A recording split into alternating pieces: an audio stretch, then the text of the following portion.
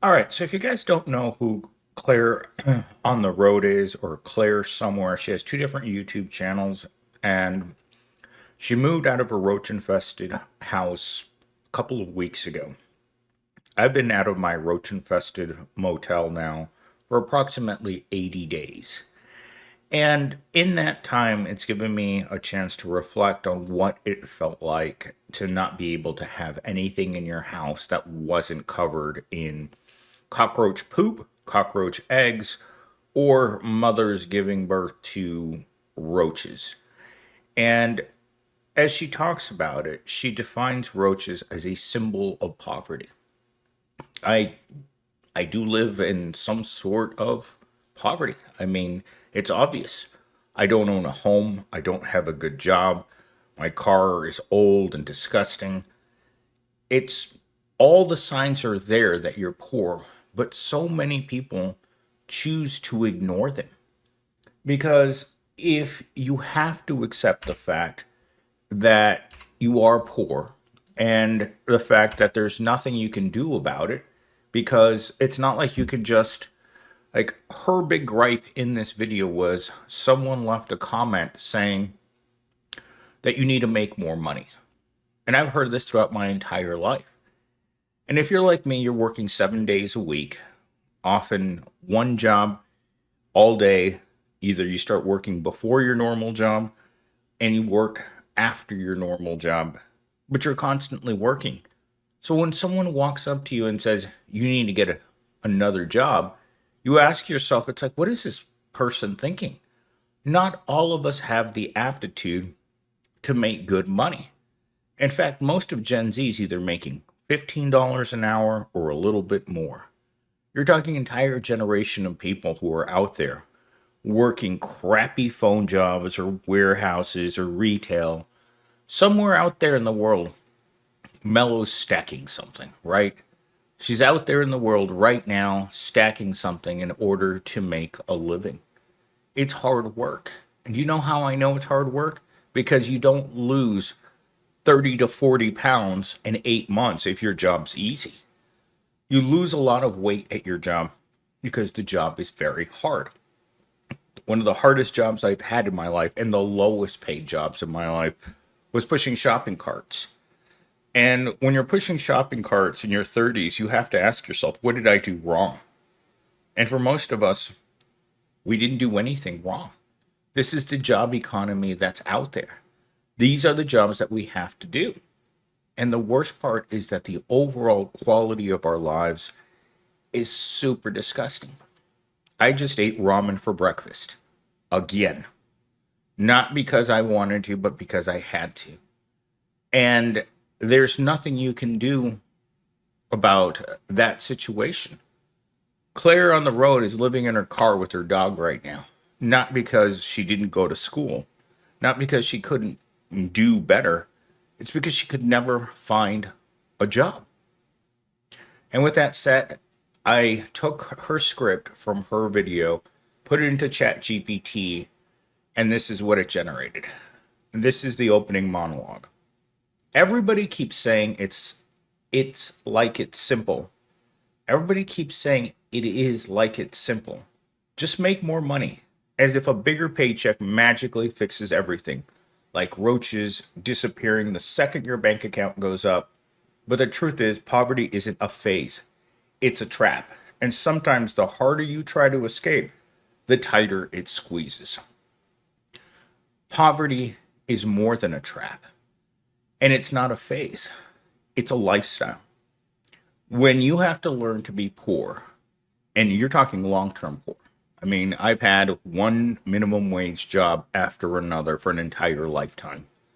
It's not a phase, and it's way more than a trap because opportunity isn't equal, isn't equally shared in our society. Some of us will never get the opportunity to escape poverty. I don't live in this apartment currently because I make great money. I don't drive the car that I drive because I make great money. I don't sit at home with nothing to do because I make great money. I don't drink because I make great money. Someone was asking me yesterday in the live stream, well, how do you escape burnout? You don't. Burnout is inevitable for every single person who has to go to Pound Town every morning at 8 o'clock in the morning tomorrow, Monday. Sadly, if you're mellow, your work week starts on Sunday. So she's already at Pound Town right now. But there's no way that you can change your circumstances once poverty truly hits you. You can't build wealth when you're poor. Building wealth involves investments that you can't make. When you're living paycheck to paycheck, you're not in a good place. And the worst part is you never will get to a good place. As I've said 1,000 times over the past 20 years, my retirement plan is laying flat in the mud and letting stray dogs chew me apart. That's what retirement looks like in the millennial STEAM world. It's not going to be a cozy, you get to 50 and then you stop working. No, it's going to be work until the very last second of your life. And that's what the proletariat has. Yesterday during the live stream, Jennifer was talking about how hard she works. She works an 8-hour day, Monday through Friday, at the restaurant. And Saturday and Sunday, she drives for Uber Eats or DoorDash all day from noon to 8 o'clock. That's the American lifestyle right there. That's not a phase. That is reality for tens of millions of people who went to school. How people make it right now that don't know how to do anything, I don't know how you're doing it other than living with your parents until you're 45. Talking point number one. Symbolism of drugs, mold, and smoke. Not just annoyances, but constant reminders of being stuck. This is something that I learned from day one, even at my current job. The first day that I came in to interview at this job, you could smell stagnant air, dirty carpet, and mold. It smelled like a moldy, disgusting call center. That's what this office building smelled like. And every time I'd complain to my boss, it's like, dude, do you smell that? And he would just ask me, it's like, well, if you can't get used to it, well, then you shouldn't work here. And that's the problem. Just because I can't get used to the cockroaches doesn't mean I don't have to live there. That place was the cheapest apartment I could find in this area when I started working for Insight. And it was consuming 90% of my income to live in that apartment. An apartment where roaches climbed around on me, where roaches never stopped moving around. I couldn't have anything in the house that wasn't going to be covered in roaches. They were in my water bottles. They were in my food in the fridge. They were even in my bed at night. I would be sitting here at my desk. And in the last couple of weeks before I told the apartment complex that I was done, I was literally sitting at this desk with my bowl of ramen sitting in front of me. And out from underneath the keyboard crawls out a cockroach and jumps right into my bowl of ramen, meaning I had to throw it away instantly. That roach had been sitting there all night under that keyboard waiting for something to eat. And the second it smelled it, I don't even know how a cockroach can be that intelligent. The second he noticed that there was something to eat, he came out and hopped right in front of me. Like I was mortified. Like I didn't even know what to do. It's just like you're sitting there staring at him, walking like he's on a mission, and he jumps into boiling hot ramen and bites it right in front of me. You're like, I don't know what to do. I don't even know what to think at the time. Talking point number 2. The ignorance behind that comment, it skips over debt, rent inflation, and caregiving burnout. Just make more money. That's what the comment said. That's what the entire video was based on, her being angry that someone in the comments section just told her to make more money.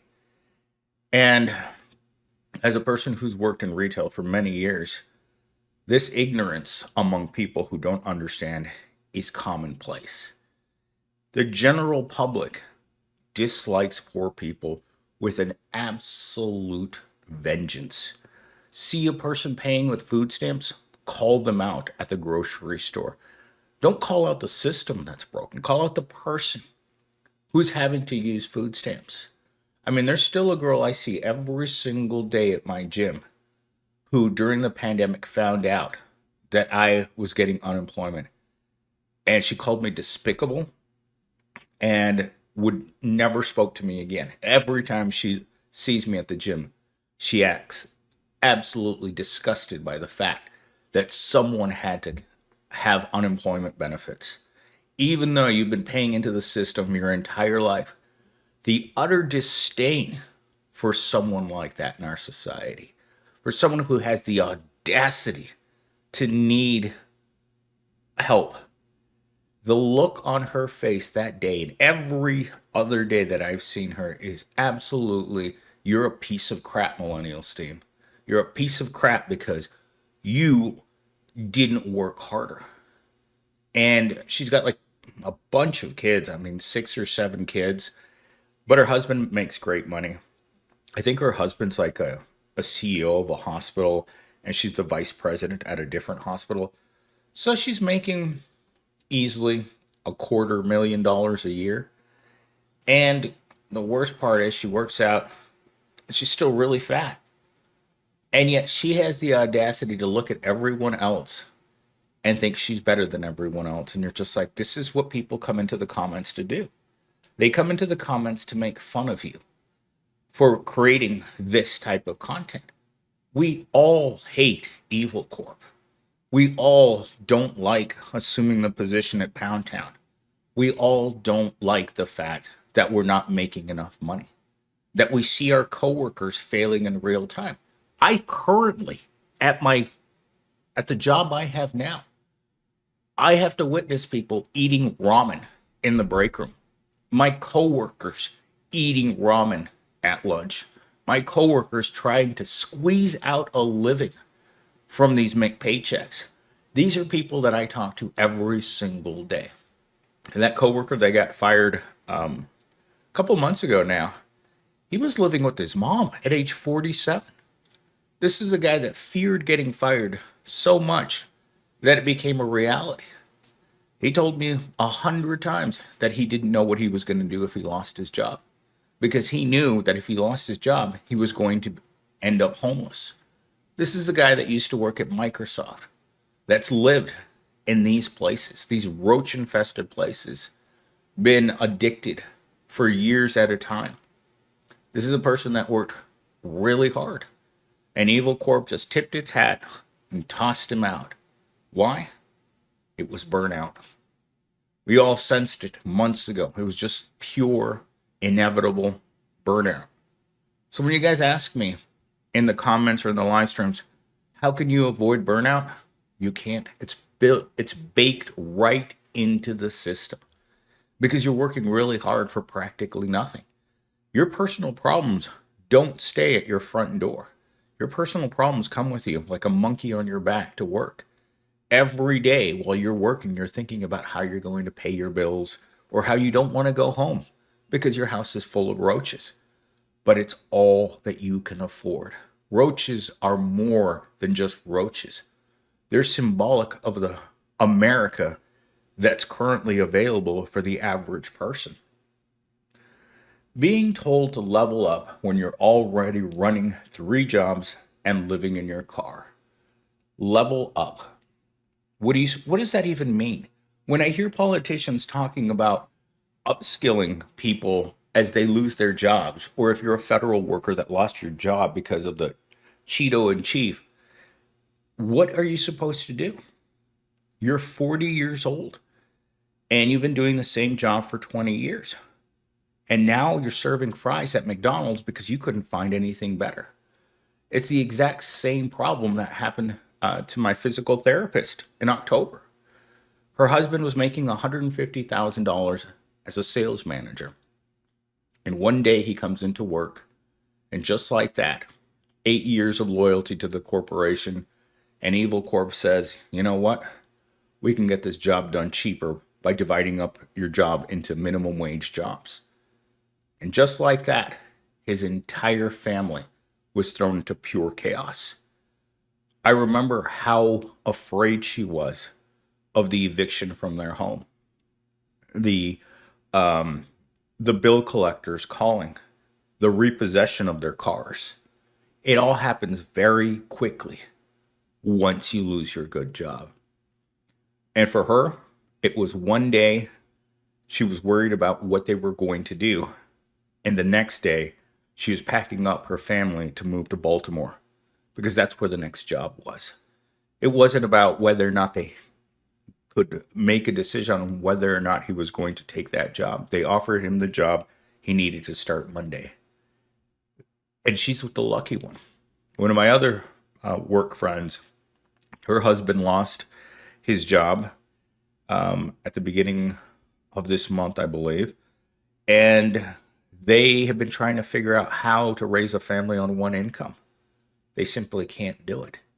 And because of so many different health problems, finding a job that's close to the house makes that equation even harder. Even trying to climb out of poverty is like moving into a cheaper apartment can backfire. Well, when I moved into my last apartment, I was renting a room from a slumlord, and suddenly I found myself unhoused because at that job that I had, I think I was working at the call center at that time. The landlord decided that he wanted to charge more money for the room, and I was already miserable there. It was like $800 a month, and I was making minimum wage, so it was already a stretch.